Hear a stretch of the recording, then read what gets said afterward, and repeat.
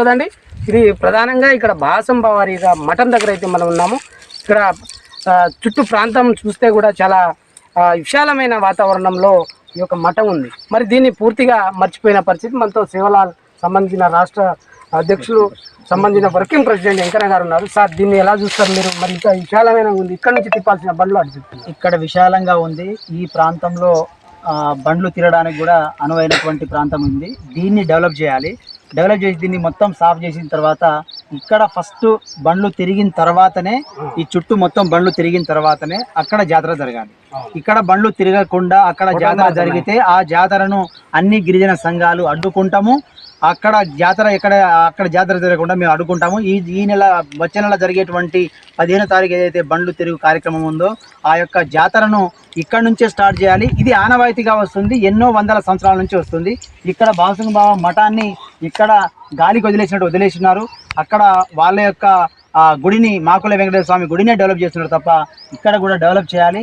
ఇక్కడ బండ్లు తిరగడానికి అనువైనటువంటి వాతావరణం ఉంది, కానీ దీనికి బాగా డెవలప్ చేసేసి మొత్తము బండ్లు తిరగడానికి అనువైనటువంటి ప్రాంతాన్ని ఏర్పాటు చేయాలి. ఇక్కడ నల్ల కనెక్షన్ ఏర్పాటు చేసేసి ఇక్కడ రోడ్డును కూడా డెవలప్ చేస్తే ఇక్కడ ఈజీగా బండ్లు తిరుగుతాయి. ఇక్కడ భక్తులు కూర్చోడానికి వాళ్ళకు సకల సౌకర్యాలు కల్పించే బాధ్యత మరి ఇప్పుడు ఉన్నటువంటి రామచంద్ర నాయక్ తీసుకోవాలి.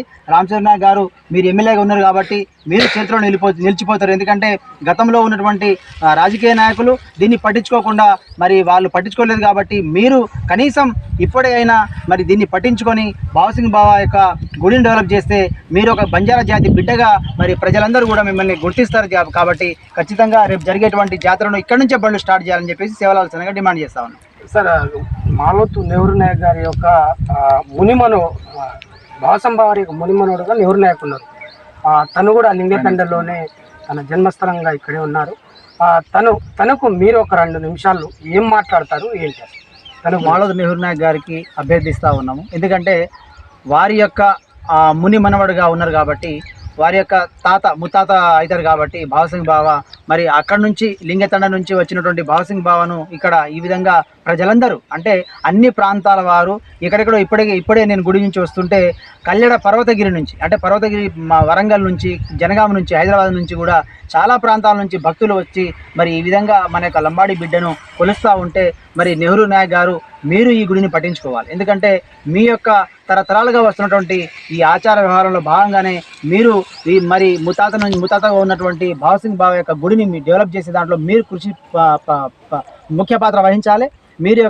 మీరు ఎమ్మెల్యేని చెప్తారా, లేకపోతే ఎంపీని లేకపోతే మినిస్టర్న కడిసి ఇక్కడ బండ్లు తిరిగిన తర్వాతనే మీరే స్వయాన మీ తండాల నుంచే బండ్లు తీసుకురావాల్సిందిగా, ఇక్కడ బండ్లు తిరిగిన తర్వాతనే అక్కడ జాతర జరిగే విధంగా మీరు కూడా ముందు ముఖ్య పాత్ర వహించాలని చెప్పేసి మేము విజ్ఞప్తి చేస్తామని.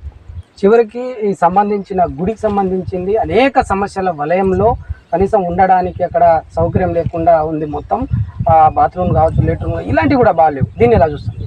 దీన్ని తీవ్రంగా ఖండిస్తా ఉన్నాను. అక్కడ అన్ని సౌకర్యాలు నేను చూశాను, ఎటువంటి సౌకర్యాలు లేదు. కనీసం మహిళలు అక్కడ వాళ్ళు స్నానం చేసి వాళ్ళు బట్టలు మార్చుకోవడానికి కూడా గదులు కానీ లేకపోతే స్నానపు గదులు కానీ ఎటువంటి సకల సౌకర్యాలు ఎటువంటి కల్పించలేదు.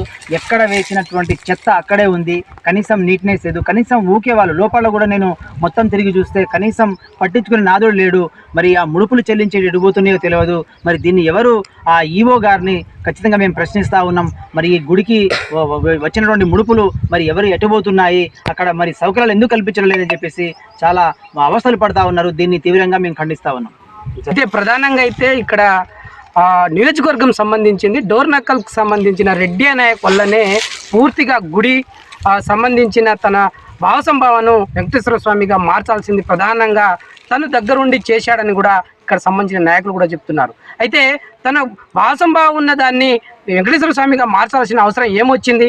ఎండోమెంట్లో పెడితే డబ్బులు వస్తాయన్న ఆశతోనే చేశారని కూడా సంబంధించిన నాయకులు చెప్తున్నారు.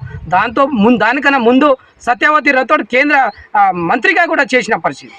ఆమె కూడా తనను ఏదో చుట్టం చూపుగా వచ్చి ఏదో గుడిని వచ్చి అట్లా దండం పెట్టి అట్లా పోయింది, కానీ ఏమాత్రం పట్టించుకోలేదని కూడా చెప్పుకోవచ్చు. దాంతోపాటు కేంద్ర మంత్రిగా బలరాం నాయక్ కూడా పూర్తి స్థాయిలో ఎంపీగా చేశారు, కేంద్ర మంత్రిగా చేశారు. తను కూడా ఎవరు ఈ యొక్క గుడిని పట్టించుకోలేకపోయారు.